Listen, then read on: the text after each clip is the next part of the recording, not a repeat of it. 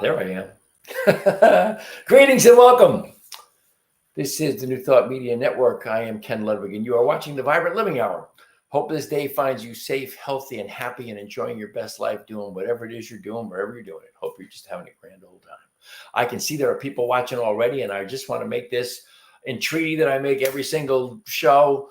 Say hi, ask a question, whatever it is. Hey, Wayne, how are you? Just, all you that are out there that are watching, just and I love comments back on the contact pages that I will post at the end of the show for people who watch it in the archives. I love to know what you're thinking about, what we're saying, what we're doing here, any thoughts you have, any ideas you have, any things you'd like to hear me talk about. I'm here. I am open. Swig of water to start the day. So, I guess first thing I'll mention here today is on the world stage. Today, this is Thursday, the 8th of September, 2022, and earlier this day, Queen Elizabeth II of Great Britain passed away, of the United Kingdom. She passed away, and she was just an interesting character in history. I mean, she came to the throne in 1952, so she was on the throne. She was the Queen of England, or the Queen of the United Kingdom. I got to use the saying the United Kingdom. It's not just England, it's the United Kingdom. But she was the Queen for not quite 71 years. I think the number was 70 years, 214 days or something like that, which is an extraordinary number. It made her the longest reigning monarch of the United Kingdom, also the second longest reigning monarch of any sovereign nation that we know about, which is pretty extraordinary. I'm kind of clear that she was not necessarily the easiest person in the world to get along with, but what is really clear is that she always had the highest and best for the United Kingdom as her intention, which is, an admirable thing. And she spent an awful lot of time looking over her sovereignty, looking over her nation, and is to be, I think, appreciated, if nothing else. I guess now the kingdom goes to the long-suffering and long-waiting Prince Charles, who I believe is older than me. I think Prince Charles is 72 or 73 years old, might be 74, and he finally gets his shot. So we'll see how long Charlie gets to be the King of England. I think part of the common knowledge in England was always that his mother did not necessarily trust him to be the king, and it's one of the reasons why she didn't just resign and turn it over to him years ago. But that's more gossip than anything else, as far as I know. I don't know the truth. I don't know enough about the United Kingdom. I was never a big royal family fan or someone who paid a lot of attention to them. I do know Queen Elizabeth is someone to be respected and honored for the time she served, not only our country, but the planet. So, what else have we got for you today? I have big news, big news. Those of you who follow the show, you know that we moved, my beloved Lisa and I moved here to North Carolina from our home in Colorado, where I had lived for 46 years. Lisa had lived for 20 years. And we moved to North Carolina. We were going to find a home in a couple of 3 months, maybe 4 months. And that was November. It is now September. And we just finally had an offer accepted on a house last week. We are moving to a little town called Mocksville, Mocksville, Mocksville, North Carolina. It's a little southwest of the Winston-Salem area, which is kind of the area that we settled on that we really like. Closer to the mountains, a little farther north. Definitely, we're excited. But it was an interesting thing that it comes, you get the acceptance of the offer and you take it for granted. Wow, finally, here we go. We were up to Winston-Salem a dozen times. We saw over 70 houses. This was our 7th offer. Finally, everything comes true. But you know what? It didn't just flip and happen. It didn't happen. There was a lot of prayer work. There was a lot of meditations, a lot of affirmations going into that. And that's one of the things I wanted to talk about today was affirmations. At our spiritual home, Mile High Church in Colorado. And I repeat to all you that are out there, I can see you're out there. Let me know you're here. Say hi, ask a question, make a comment, whatever works for you. But at Mile High Church in Lakewood, Colorado, Dr. Roger Teal, who was the founding minister, not really the founding minister, but he was the senior minister for the longest period of time. He took it over from Dr. Fred Vogt and then turned it over to Dr. Michelle Madrano and Reverend Josh Reeves a couple of years ago. But Roger always did the first of the year, in January of every year, he did Back to Basics. And Back to Basics was pretty much based on the textbook, The Science of Mind. And it's, you know, it was based on the first, those first 4 introductory chapters, the thing itself, the way it works, what it does, and how to use it, which are the first 4 introductory chapters of the book. I always loved Back to Basics, and I used to comment to Roger every year that he didn't just need to do it on a yearly basis. He needed to talk about Back to Basics pretty much on a quarterly basis, if not every single month, because I think we get caught up, as humans do. We get caught up in complicating things. We make things much more complicated is the word, I guess, much more involved than they really are. The science of mind, the technology of consciousness, is really very simple. Like so many other things that are simple, it's not necessarily easy, but it's simple. And it's based on knowing the thing itself, what it does, how it works, and how we use it. We need to know those things, what it is, how it works, and how to use it. We need to know those, but we need to focus on those. I have said many, many, many times that those first 35 pages of the introductory chapter, in that, Ernest Holmes tells us everything we need to know about the science of mind and the technology that he espouses in this philosophy. And he spends the remainder of the 646 pages of this book explaining what he told us in the first 35 pages. It's very simple. And it comes down to, in a lot of ways, the simplicity of affirmations.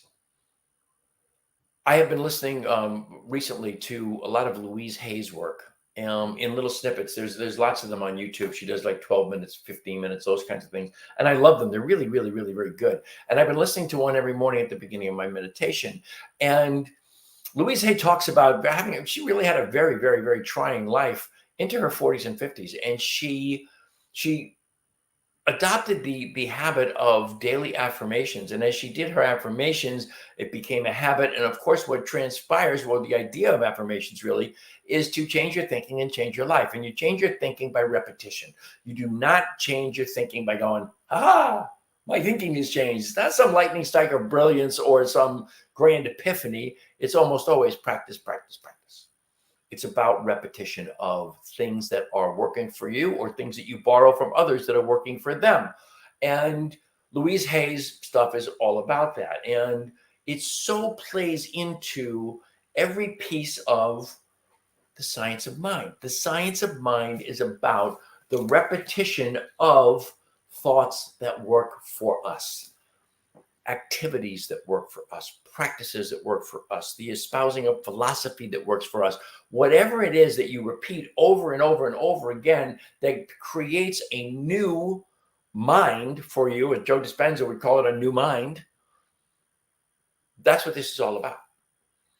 And Lisa and I, we've been doing these affirmations, all kinds of affirmations, since November of last year around our new home is manifesting right here and right now. Our perfect home is ours.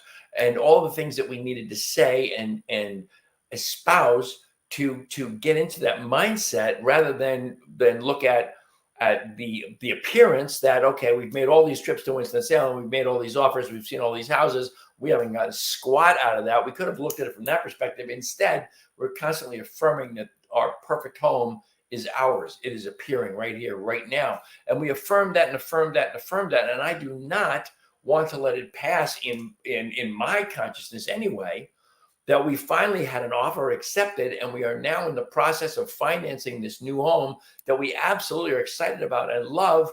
It didn't just happen by a stroke of good luck. It happened by manifesting that home from consciousness to material. And affirmations were a huge piece of that. Affirmative prayer was a huge piece of that. You know, I am really, Louise Hay keeps driving this home and the stuff that I've been listening to about her. Every single thought, every single sentence, every word out of my mouth is an affirmation of something. And am I affirming the good, or am I affirming the negative? Am I affirming my highest and best, or am I affirming the suck of appearances? When we do affirmations, then we are definitely focusing our attention on the positive, on the good, on that highest and best, on what I am, knowing that I am absolutely more than what I'm looking at it as I'm looking at the screen here and I see this face looking back at me, talking away at you. I know I'm more than that. Excuse me. And I'm bigger than everything I see that is me. And I am stronger, more powerful than any circumstances, any situations that occur in my life. So as we're looking for these homes and 6 offers that didn't even get a sniff, and we look at more houses, and we look at houses that, North Carolina is an interesting place, man. I mean, North Carolina is wet.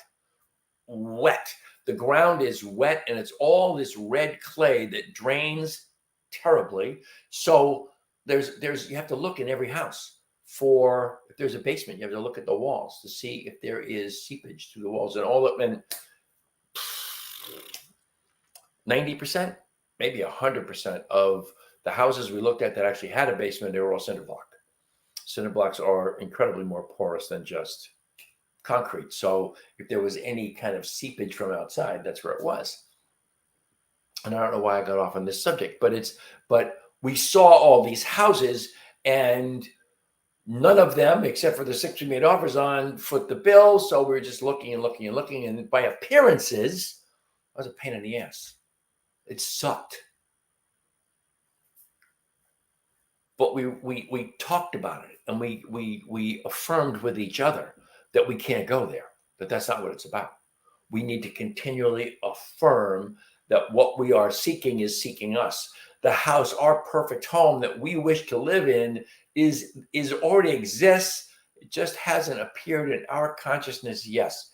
And we kept affirming it and affirming it and affirming it. And last week, lo and behold, we find a house, and it's really interesting how we had checked off so many things. I wish you know what? I'm going to grab the list. Hang on. We sat in Colorado before we left, and we made this list. Okay. And it's a list of the house, or the setting, and then the house itself, and then our little toys in the driveway. That's the things that we were looking for. And as time went by, the things that we were checking off of this list with each house we looked at, there were fewer and fewer things that we got to check off. And then we find this house in Moxville, and we get to check off more boxes than we had checked off with any other house in forever. There are no offers on this house. It has been on the market for almost 3 months, and it has been on the market because there's an issue with how it's divided. It was actually, at one point, it was one piece of property with 2 houses and an empty lot, or an empty space. And this one piece of property, they tried to sell it that way. It didn't sell. So then they had to subdivide it. In the subdividing it, it just made it more complicated for people to try and buy it. They sold the house. As you're looking at the property, sold the house on the left. They had the 1 acre or acre and a half lot on the right that they just is open, and the house in the middle, which was the house that we're now negotiating to buy, that was for sale. And it's on more than 0.855 acres, almost more than 8.5, or what's the word? More than 85% of an acre. There you go. And it's got a little blueberry garden in the back, a little orchard, minor orchard there back there. It's got an oversized garage for my tools and things. It's got the 3 bedrooms we need. It's got 2 bathrooms that we need. It has an enormous kitchen, a really nice living room with a wood burning fireplace, 2 extra rooms in the front of the house. We keep talking about, we're not even sure what we're going to do with those. But this home checked off more of the boxes on this list that we made a year ago than all these other houses we had seen since November, in the last almost 10 months. 10 months. Yeah, 10 months. Wow. 10 months. It's actually coming up. It's coming up on 11 months here. We got to check off more boxes. And once again, To me, it is a direct result of the prayer work. It's a direct result of the affirmations. Louise Hay says that everything comes to us in the perfect time, space, sequence. And I always am, that's a really a very secular way of saying in divine time. And I have always questioned, I used to say all the time, what the hell is divine time? What is that? What does that mean? Well, it came to me a few years ago. Divine time is actually what you require and desire in this life comes to you at exactly the perfect moment when you couldn't possibly be more grateful for it. And that's exactly what just happened with this house. We couldn't possibly be more grateful for the appearance of this house after all this time, all these trials and tribulations where, there were times when you just felt so frustrated that, wow, are we ever going to find a home? And those of you who have been paying attention, we're living in my sister-in-law Amy's house. But my beloved Lisa's sister, her younger sister, owns this 1,700 square foot house that we're living in. And she's an artist. She moved into our art studio, which is on the same property here, right next door. It's 30 feet away. And it's just a studio, basically, but it has a kitchen and a bathroom, a full kitchen, a full bathroom. So she's lived over there, and we're paying her mortgage. That's our rent. And I wish it was going to be the same mortgage you're going to pay on this house. But anyway, we 95% of everything we own has been in storage since November of last year. And so we're living in this kind of limbo, in this never land. And it's really easy to get disgruntled and frustrated and go, are we ever going to find a place to live? Are we ever going to have one? But you continue to do the work. You do the prayer work. You do the affirmations. You keep a positive attitude. You keep a focus on what your vision is. What is it you want? What is it? I actually open this up every morning and put it next to my meditation tray and my candles and my incense. So I have this next to me as in kind of just almost subliminally telling me what it is I am intending for a place to live. It's right there in front of me every single day. And over time, we create the consciousness where this home that has always existed in mind, even before it was built, and it was built in 95, even before that, this house existed in mind. And it existed in the overarching creative intelligence in that quantum field that was there. But it took our work together, our harmonious activity of intention and the work to manifest this home out of the ether into our consciousness, and in turn get more of the things we were looking for than any of the houses we looked at previously. And even a lender that we're talking to who said to us, you're getting a big house. I think it's like 1,900 square feet, which is that's a big house for two people, and it's all on one level. So it's a great house for us to age in place if that's what we so desire. If we decide we're going to stay in that area, we got a great piece of land. We got the little garden. We'll have a bigger garden on it. It is just an absolute total demonstration of how the work works, how it absolutely unfolds for our highest and best good. Yeah, Wayne, all of those things, it definitely, I don't know. I feel very grateful. I feel very gratified that we did the work. We continued. We did not give up. We did not succumb to appearances, and we lived by faith and not by sight, which was, I think, the answer to us actually being in the position we're in now. We're going to close on this home tentatively October 4th, and no, we're not. October 4th is the end of our due diligence period to get our appraisal and our inspections and all of that. And we close October 18th. So hopefully sometime early part of November, we'll be moved into our new home. It will have taken us a year, more or less, from leaving Colorado to getting here and to getting into a house. So again, a great demonstration of the work. Keep your vision. Keep your intentions. Visualize every day. Visualize. There's so many different books. There's the classic Shakti Gawain's book, Creative Visualization, which I can't tell you how many years ago I read that book. I still have the book. I read it, part of it again last year. Keep the vision. Read Michael Beckwith's stuff on visioning. Read those things and pay attention to them. Create the vision. Create the intention. Know what it is you want, and then affirm its existence into your reality. That is how you change your vibration to match the vibration of what it is you desire that is already out there, right? Everything is twice created, once in mind and then in the reality of our lives, provided we persist. If you give up, you're never going to see it. And know that without question or a doubt, it is something that will happen at the perfect time. And the perfect time is when you couldn't be more grateful for. That's how I feel about it. I couldn't be more grateful right now because it's, again, it'll be a year between we left Colorado on the 14th or 15th of November, 2021. We will be fully in this house by then, I hope, by the 15th of November. I hope, if we're going to close on the house on the 18th of October, I would hope within a month we'll be fully in the house. So I guess the whole point is about the basics. We get confused. We forget how easy it is to forget the basics. We want everything. We complicate things. We workshop the bejesus out of our shortcomings as opposed to focusing our attention on what we're really good at, what we're strong at, because that will drag our shortcomings along right behind us. And we forget the introduction of this book, the thing itself, the way it works, what it does, how to use it.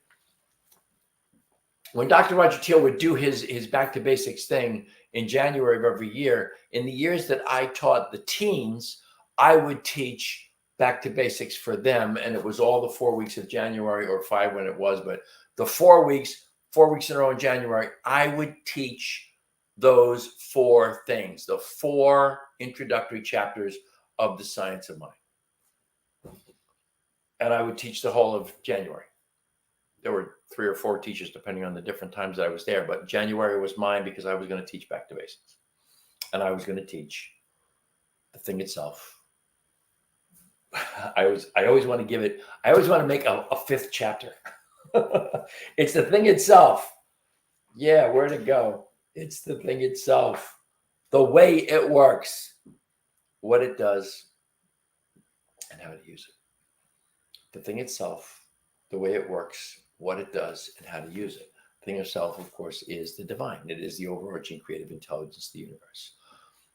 And then we talk in terms of how it works and what it does. And then how do we use it?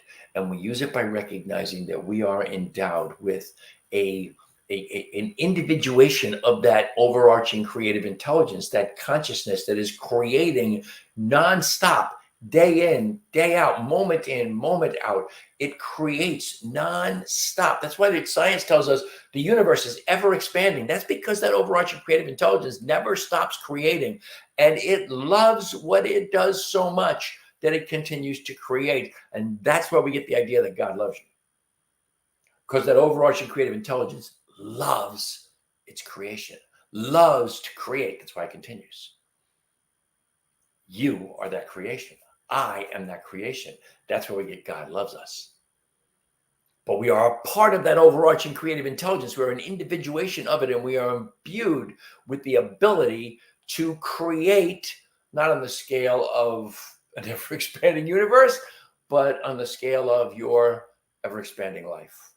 The highest and best for you, the highest and best for me, the highest and best for the planet. And I would suggest to each and every one of us that this is the incredibly perfect time in history to start holding that highest and best intention for the planet, for the peoples of the planet, for the countries of the planet, for the peoples of Ukraine, for the peoples of the United States. Our democracy is at stake. We have one political party that is actually trying to make it more difficult to vote, number one, and number two, then trying to control who counts the votes.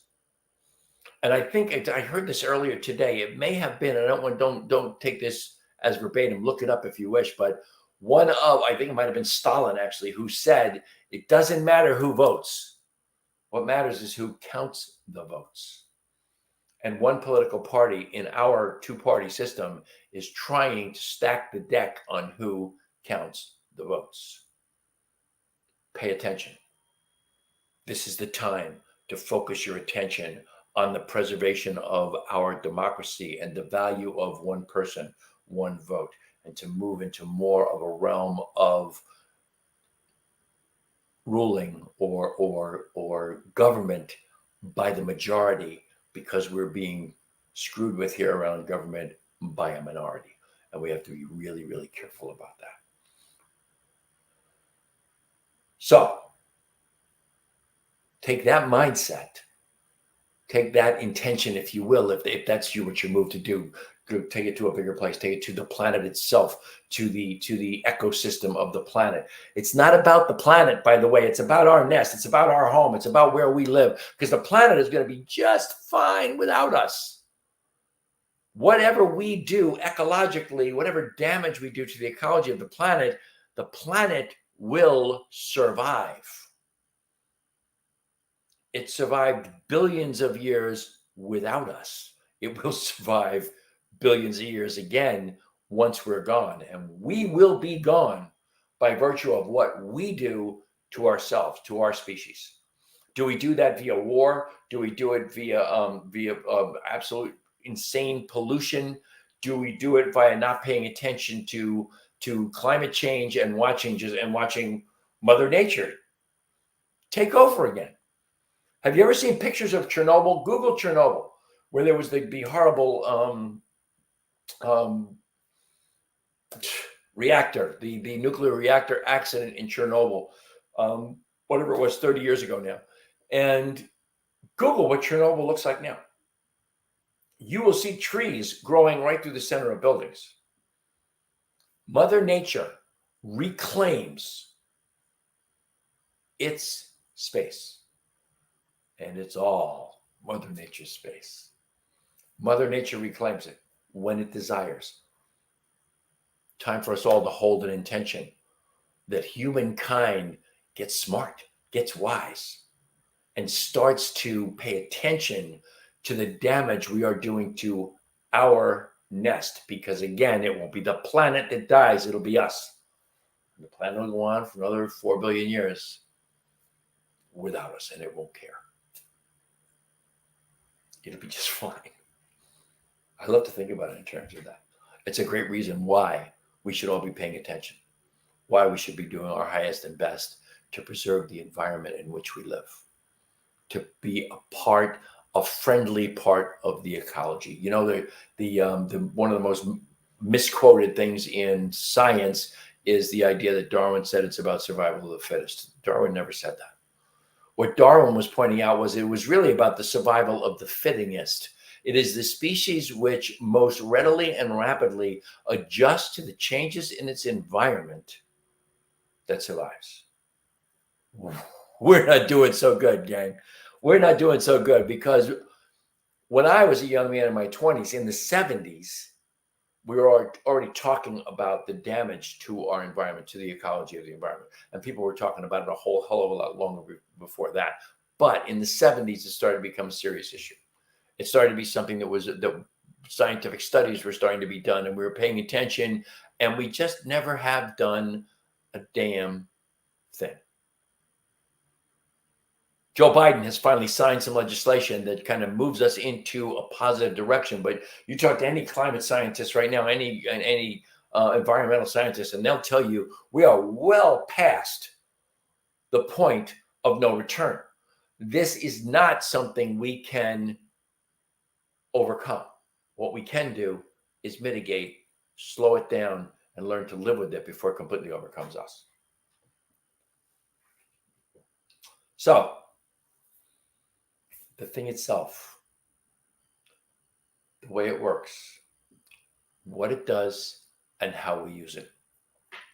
Those are the things that will get you into a place where you recognize and know that you are in alignment with that thing itself, and that you are a beneficial presence in total cooperation with that overarching creative intelligence, which for all intents and purposes will grant your every desire. It will provide you with everything you require and desire, provided that you take the steps, you do the work, you do the affirmations, you do the prayer work, and you never, ever, ever, ever quit.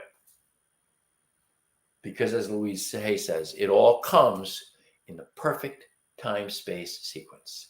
Or as the science of mind would say, it comes in divine timing.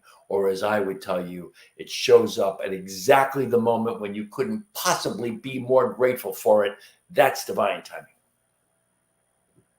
I want to tell you, this has been a stressful time for me.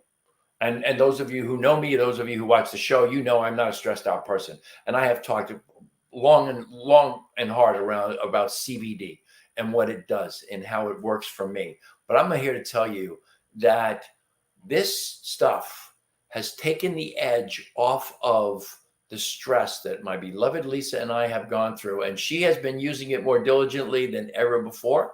And I just want you to know, this is, I'm not going to say it's the best. It's some of the absolute best CBD you can find anywhere on the planet. And I am more than thrilled to provide you with it. And I am here to tell you, it just works. It just works. You know, if you know anything about CBD, if you know anything about cannabinoids and the cannabis plant, which can be either cannabis indica or cannabis sativa, they really have become interchangeable anymore. Originally, cannabis sativa would be something we refer to as marijuana, and cannabis indica is something that we refer to as hemp. But really, it's all, at this point, it's all the hemp plant and it's all the marijuana plant, because they have done so much of the, excuse me, hybridization by breeding different strains with other strains, that now they have so many different strains that do so many different things, so many different powers. It's really quite extraordinary how it works. But I just want you to know, as a stress reliever, as a stress mitigator, I've not found any substitute for CBD. And there you have, HempWorks is the sponsor of my show. If you want to know more about HempWorks, if you want to know more about CBD, I really have become a student of the endocannabinoid system and how CBD and other cannabinoids work in the body. I'm glad to help you out and to tell you what it is that it does and how it can help you, if it can help you. If you want to reach me, go to teamrockitnow@gmail.com, or you can find me and my beloved Lisa at our branded Facebook page, Vibrant Aging, which of course goes right alongside Vibrant Living. You should always remember that New Thought Media Network is a nonprofit organization. We thrive and survive on your donations. Go to ntmedia.org, click on donate. We're thrilled to get whatever you want to throw our way. That's all I've got for you today. I hope the rest of this day is just wonderful for you, and that everything that you're looking to accomplish works to your highest and best good. Do the work. Do the work. And when you're done, do the work. Practice, practice, practice. As always, I am immensely grateful for the incredible gift of your time and your attention. I wish you all the love and all the blessings that the universe has to offer. And until next Thursday, namaste.